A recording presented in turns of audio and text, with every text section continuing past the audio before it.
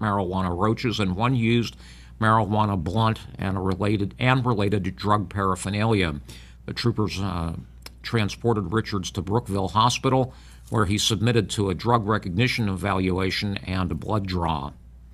You may remember Thursday morning we told you about the Warren State Police searching for a missing and endangered man while providing no other details. The troopers do say the man has been located. The troopers report Robert Zemba, 69, of Massachusetts, was traveling through Warren County Sunday when his car broke down in Sheffield Township. That is your Stream News. I'm Mark Heim. All righty, thank you, Mark. Let's take a look at your weather forecast, brought to you by Edward Jones in Titusville. Let Mike Watson help you make sense of investing at 202 West Spring Street, Titusville. Overcast and cloudy conditions today with temperatures around 54. Cloudy skies tonight. On and off rain showers overnight, a low of 45. Saturday, cloudy, 58.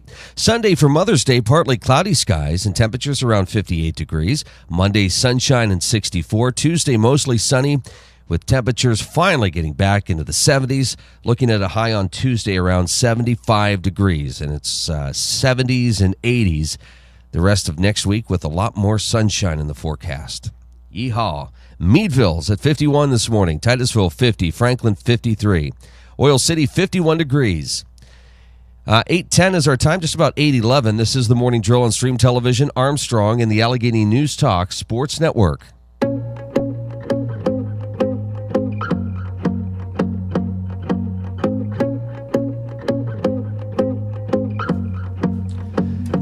It is a Friday morning, and we are into hour number 15 of the Morning Drill.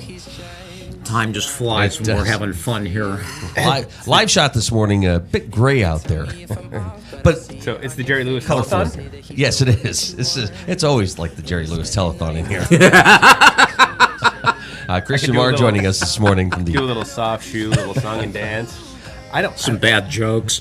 I can do that. I don't know how you don't crack up with these stories of dumb criminals. This guy's chain smoking joints in his car and is expecting not to get. Just cracks me up. Well, it's Forest County, for heaven's sakes. I know. Out-of-state plates, much less like looking suspicious. Like the police drive by. Hey, maybe we got to talk to this guy. Ridiculous. The fun never ends in Northwest Pennsylvania. That's why I keep coming back every morning. I guess so. Christian is with the Crawford Heritage Community Foundation. Good to see you this morning. No money for that guy. No, definitely not. And we're not getting any money out of him either. I just want a comparison here. This is the outside shot. This is not black and white. It's just gray and kind of yucky out there. And very colorful. I like the tie. I like the green. Thanks. We have a luncheon this afternoon for our graduating class of the Meadville Chamber of Commerce's Leadership Meadville program. Very nice. And our guest speaker is Dana Craig, who was this year's Grand Leprechaun in the St. Patrick's Day parade. So that's right. What you can't see is my Shamrock socks. Yes. Well, I saw them when you were sitting off set. Yeah, they look nice. I won't try to lift my legs in the air. That would be embarrassing. I thought you were a couple months, behind or something. I thought that or late. Yeah, exactly. But there's a method to my madness usually. Okay. That's good. Well, they're usually Usually, sometimes not so much. Well, here we are, almost the middle part of May, getting ready for the big summer months. What's going on with the Crawford Heritage Community Foundation? Well, we're rolling through scholarships. We've selected most of the students who are going to receive awards for Western Crawford County. We'll have a meeting here soon for students from the greater Titusville area, Pleasantville, and deciding probably about $40,000 in scholarships to those students. And then we're rolling right into grant season, so we've got yet more money to give away, and we'll be accepting applications through the middle of June. The deadline's the 15th, and I don't know if that falls on a Saturday or something this year, or I haven't looked. I probably should have. Anyway, the 15th of June is the deadline for that, so it's always best to get... You're good. Thursday. Okay, good. So Thursday by 5 o'clock on June 15th, we ask to get grant applications in to us. So if you know a nonprofit organization that needs something or some things that they need a little help purchasing, we've got grants that usually average about $1,000. We've given out about as much as $3,000 to a project before. but again, usually hovers around $1,000. So computers or tablets. Yeah, we recently bought tablets for the Benson Memorial Library for their youth and teen station, I guess it is. And so there's lots of things that we can help with. And if an organization has a question of, hey, is this the kind of thing that you might do, they can always give us a call and bend our ear a little bit and get some guidance. We can't say, yes, that's definitely going to get some money, but we can say, yeah, that sounds like something we've done in the past, or it sounds like the kind of thing that our committee usually responds well to. It sounds like the worst could happen is they would get some good advice. Pretty much, and as with all things, makes sense to get everything in ahead of time in case there are questions that we can come back and say, hey, we're missing this piece. Can you get that to us? Whereas if it's too late in the process, you kind of get bumped out. Now, was it last summer you were saying how people thought it was kind of odd that you were handing out grant monies for like cemeteries? Well, yeah, and so I mean, it's not. These are things that you're actually doing. Yeah, sure. So we're not doing cemeteries this time. Okay. So most of we try to give that money out in February, knowing that those organizations will be doing work during the summer, and by this point, it's probably too late to give them money and have them get a contractor or whoever to write things. So, but the point I was making was it's not odd to ask for a request or if you guys fund certain things because there's off the wall things like that people wouldn't normally think about. Like we've got money for respiratory disease issues. So if you're a hospital or a medical center or another organization that deals with healthcare, and maybe you've got a program that helps people with asthma, and you need a little bit of extra support, I don't know, to buy nebulizers or inhalers for people who otherwise can't afford them. We've got money for that. And obviously, that one guy didn't have problem inhaling. Exactly. He, again, is not getting anything from us.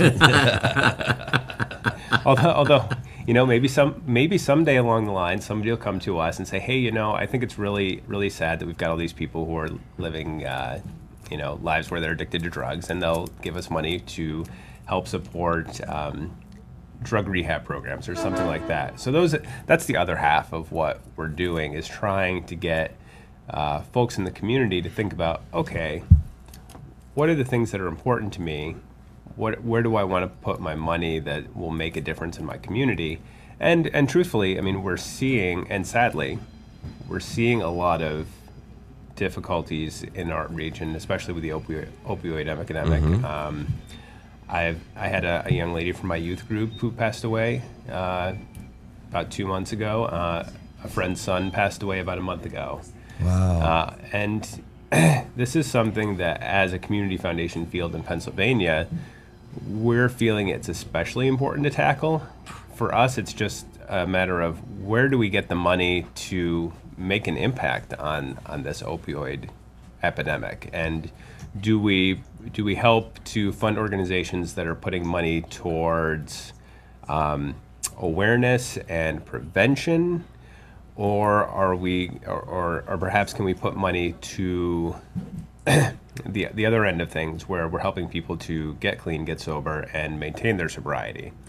And we don't have, like I said earlier, I mean, we don't have tons of money like you see in Pittsburgh or Philadelphia and those foundations, or Erie, who can be a little bit more proactive. So the other hat that community foundations wear is that we try to weigh in on public policy things. So we don't try to weigh in on who the best candidate for a job is, because that's not really what we believe is the best way to use our charitably given funds.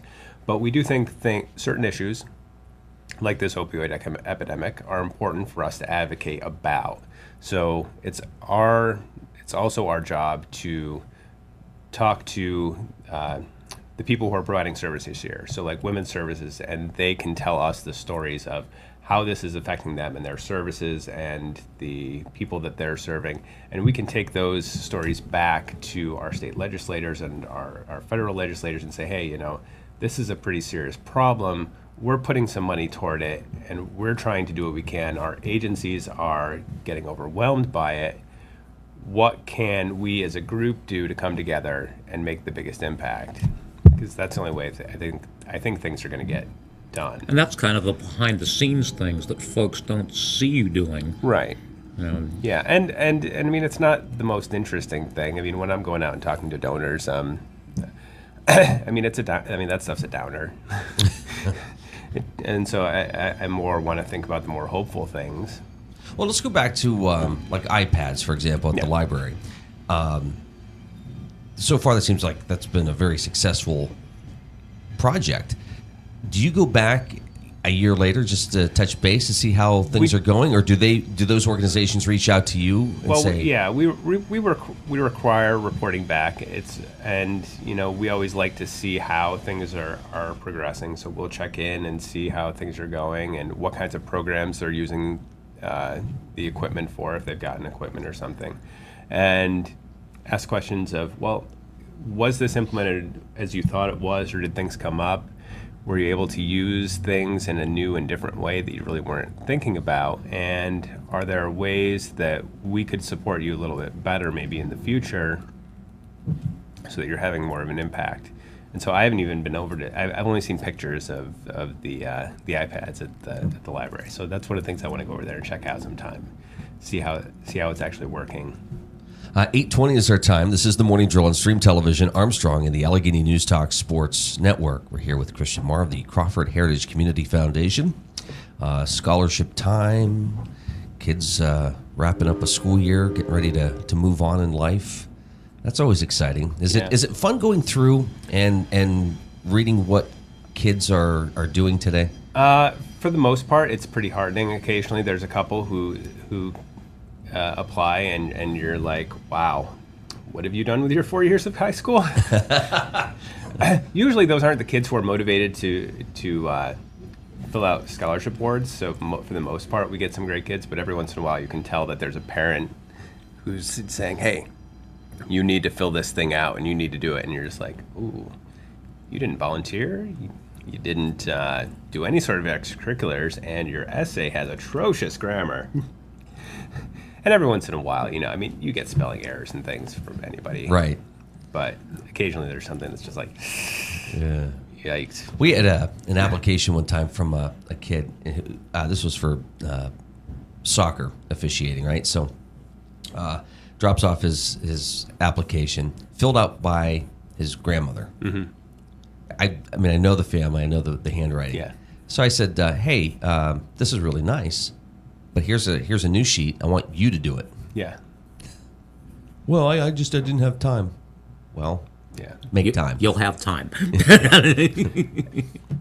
and it's and truthfully, for the most 99% of the applications we get are from really highly motivated kids, right, whose parents are not telling them to do it. They've realized that, oh, college is going to cost me a lot of money, and it's going to cost my family a lot of money.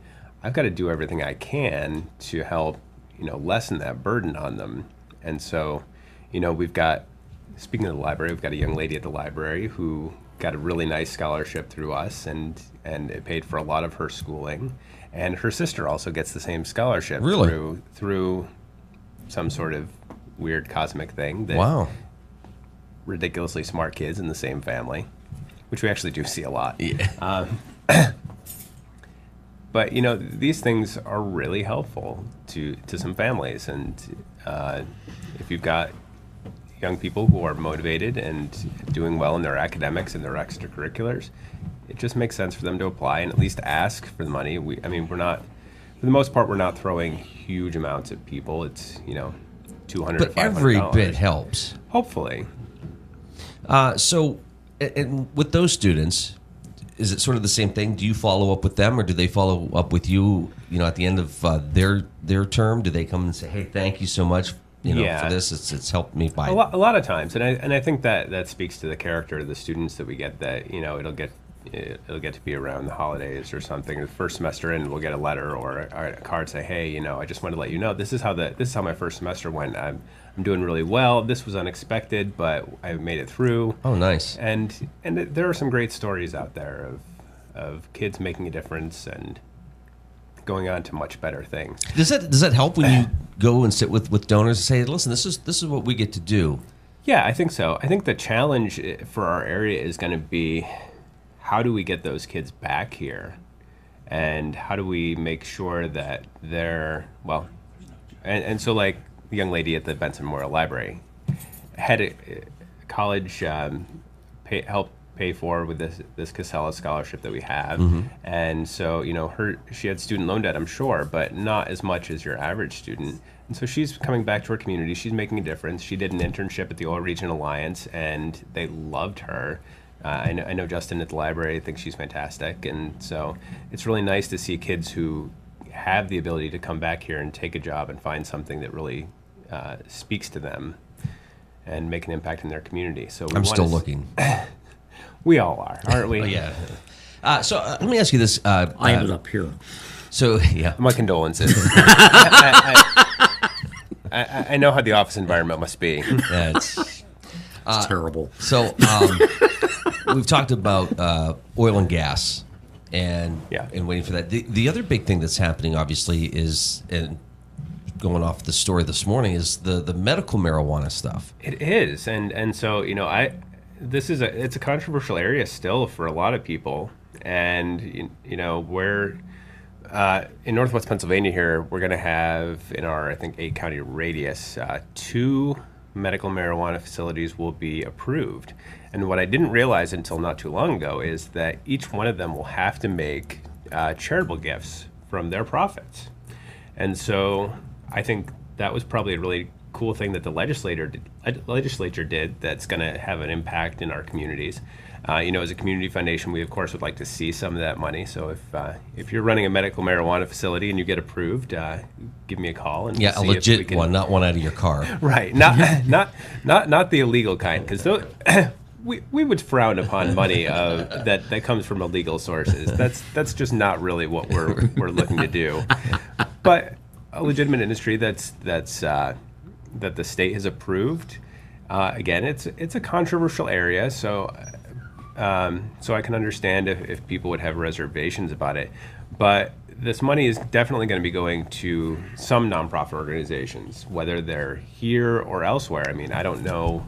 I don't think there's a requirement that the money has to be given to nonprofits in the state, but I think that would probably make sense. So it'll be interesting to see kind of how that shakes out, because we've got 2 applications for Crawford County, as far as I'm aware. There might be more. One organization out of Minnesota, and I think the other's out of Erie. And I think I've heard that there's another organization that's looking to start a plant maybe in Erie, and another in Corey, I believe. So again, there's only going to be 2 applications. Who knows what'll happen? But it's an interesting thing. It's kind of like the gaming revenue that you see in Erie, which, to my frustration, is the legislature did put in a provision that some of the profits for that be returned to the region that they're in, but is really that money just goes to Erie nonprofits. And I know that there are a lot of people from Crawford County, Venango County, elsewhere who are going to Erie and spending money. And it would be nice to see that money trickle out a little more. So maybe that's a discussion I need to have with our legislators next time that they're Or we need to open a casino in Crawford. I could do without that, but again, we've also seen the other side of that. There's When you talk to the legislators, say, about an issue like this, what kind of reception do you usually get? It depends. Like if I talk to Mike Kelly about things like the charitable deduction, he's very receptive, and he sees that the charitable deduction is important for us because it's reducing the burden on government. And really, that's why the charitable deduction exists, so that people can make money, or people make money. They make a charitable gift, and that offsets some problem that the government really needs to fill. So they're giving we as taxpayers the ability to take a write-off for some of our charitable giving, because they know that it's going to improve our country as a whole. And so those are things that I think he gets as a pretty philanthropic person himself. He's involved with the philanthropic arm of his motor company's business, and so he sees that, okay, yeah, that's something that's important. And so that's a big thing that we advocate for nationally is, expansion, hopefully, of the charitable deduction. Right now, the administration is saying that they're just going to keep the charitable deduction as far as tax reform goes. We'll see how that plays out in the future. Again, a lot with that is up in the air. Christian, how can folks get a hold of you if they have any questions or want more information? Well, of course, they can check out crawfordheritage.org or give me a call at 814-499-1852. Excellent. Good to see you. Hey, nice to see you guys. Thanks again. Yeah, good luck today. Happy St. Patrick's Day. Yeah. Final look at news coming up next, and Mr. Sports, Bruce Peterson, joins the program.